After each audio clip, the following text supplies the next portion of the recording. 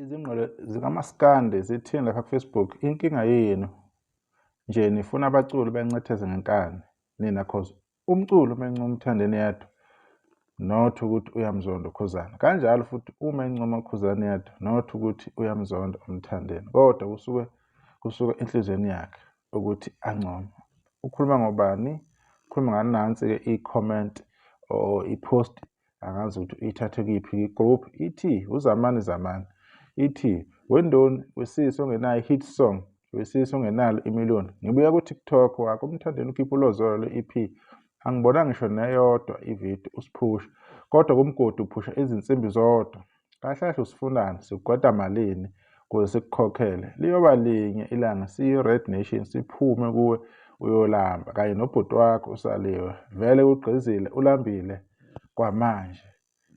Akhuza-ke lokho-ke abantu-ke kuma-comment. Kube nama-comment amaningi ngaphansi kwale post ukuthi cha, abakwazi ukukhulunywa lo muntu, bayaziqhelelanisa nakho. Kahle kahle kanti ngiyohlala ngiyikhuluma, ngiyohlala ngiyiveza. Ngelinye ilanga abantu bazoyibona, beyi-understand. Abantu bakhuluma kanje ngoba kunalento kade benayo abantu kule minyaka eyedlule. Kunalo mkhuba osukhula omusha awasumukelekile. Kungesenankinga nje ukuthi kungene kudela abaculi kuma-post wabo, kuma-videos abo ko-TikTok. So lo mkhuba lo abanye abantu abakawuyeki, basaqhubeka nawo.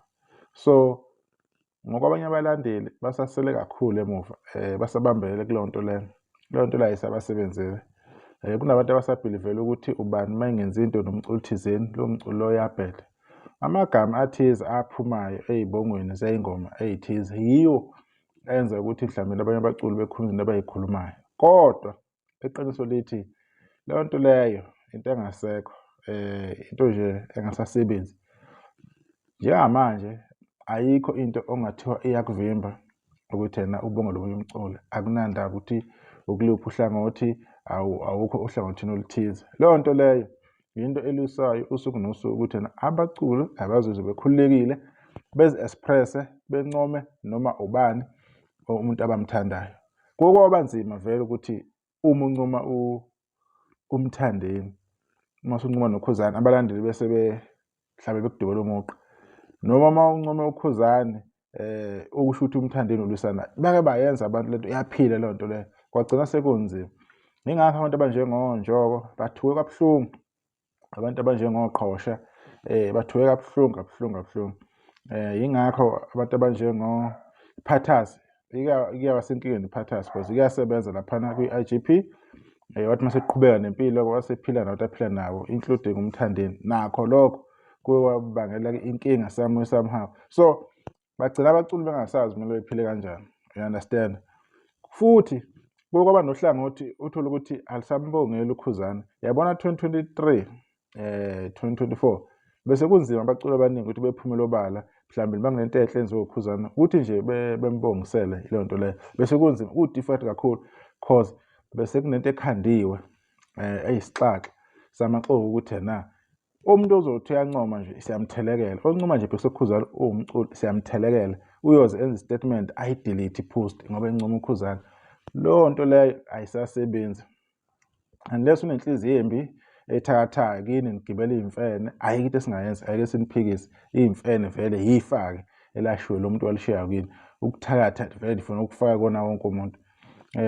uNdoni yini ayenzile wrong lapho because ifoni yakhe uNdoni, uTikTok wakhe, upost kwi-account yakhe. What is the issue? Nabantu futhi bahlala bencoma ku-SK, akaze futhi kube nenkinga nalokho. Singabalandeli asiyekeni ukufuna ukukhethela abaculi ukuthi bephile kanjani. Umuntu uma eyithandela lo muntu afuna ukuphila naye uyayikhethela, i-choice yakhe. Thina akusikhona ukuthi sifuna ukukhethela abantu.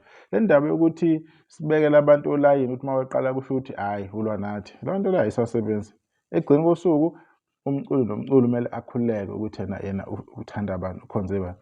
Kunabaculi abanabalandeli, lokho siyakwazi. Khona abaculi before bengene kumaskandi ade belandela amaqhawe athize, baqhubeka futhi bacula even if sebephakathi kumaskandi, bewathanda lawo maqhawe lawo. Njengawe as umuntu khona abaculi bathandayo, nawe uma ugcina ucula uzoqhubeka ubathanda abaculi abathize ngoba yini lo muntu ade kumotivate ekuphuqozi nofuqufuqu lokuthi yena uthi ugcine uthande lento ogcine usuyisondeza enhlizweni kakhulu. Shuthi umuntu bekuculela kahle, uthanda isitayela sakhe, uthanda nje mhlambe nendlela ayiphatha ngayo, maybe indlela adlala ngayo stage. Angeke mase kuphakathi sekumele kushintshe ngoba sekukhona wena. Ama-comment anje siyazi ukuthi abuyaphi nanokuthi ade phushwa ngoba ade kwenzakalani. Hayi phushwa kakhulu isikhathi-ke kusaliwa-ke ledlamlenze, kodwa asisekho-ke lapho, sekudlulile lokho. Osafuna ukubambelela okwakhe lokho. Nje kade kuliwa nje, kulwisa nje indaba yokuthi yena kuhanjiwe kwayiwa overseas kwabuya nama-awards. Kwakuchaza ekugcini kosuku akushintshi lutho. Ama-awards asemandaba, ama-awards awiniwe, akushintshanga lutho.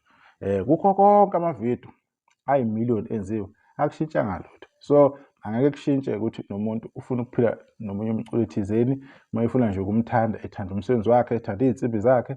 Zibe yi-trend iy'nsimbi lapho kuya kodandi July. Akubanga nankinga, sekwenzakalani manje? So thina nje kwethu ukuthi support abaculi, sidlale umsebenzi wabo, sibaphushe online, beqhubeke bephula ama-record. Lama record eniwabona lokhu bewaphula amahle kangaka bengena emlandweni onzima kakhulu. Niyayibona imilando abayenzayo, kumele ube lapho-ke nawe uqhubeke uphushe lo mlando loyo, so that kusasa uma sekuthiwa umaskandi wenzani, sibalwe nathi as abantu abathanda umaskandi, abantu abakhuluma ngayo ukuthi indima eniyidlalile sekuyabonakala manje ukuthi yena insimu ade neyilima, ukhula ade nilisusa alusekho.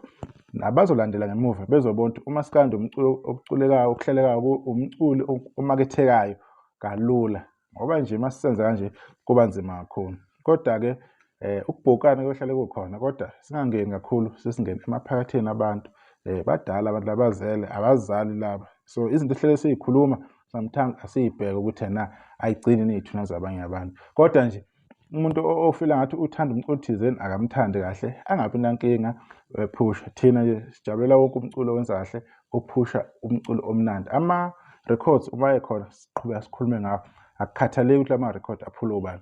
Sizokuveza futhi ukuthi leli record liyaqala ukuthi lenzeke nanoma yimuphi umculo, ngoba kusuke kunjalo. Umlando asikwazi uku-editha sifaka kwethu, umlando sizokhuluma njengoba unjalo. Ividiyo ngizoyibamba la, ngibonga ithuba sesodwa nokuzayo. Nisale kahle.